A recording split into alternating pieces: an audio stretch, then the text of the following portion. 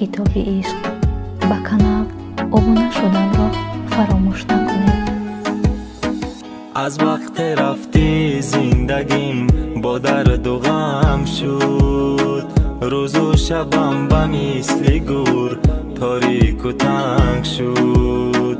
آخر با گناهی تو بود جداگیم مان، پیش همه دلم همیشه متهم شد.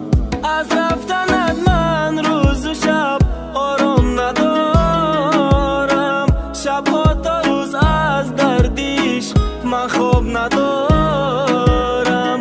میخوام فراموشت کنم اما نمیشه، دیگر من با این تنهایی طاقت ندارم. به تو طاقت ندارم، شبها من انتظارم.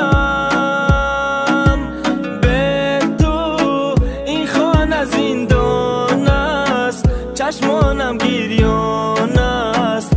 به تو من خارم، درد است جدایی چی سخت است، حیات به تو مرگ است. آه این چی سخت است.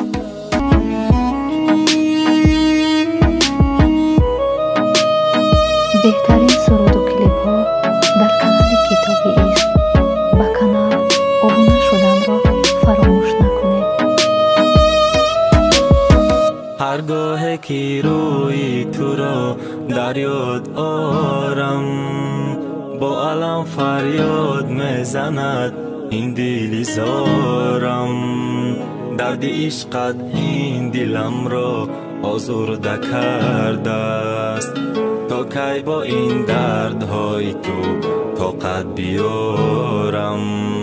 هر شب فقط با فکر تو چشمم را پوشم، گمان میکنم که هستی تو در آغوشم. افسوس که این همه بود است تو در خیالم، بغیر از مرگ هیچ چیزی نیست در عقل و هوشم. به تو طاقت ندارم،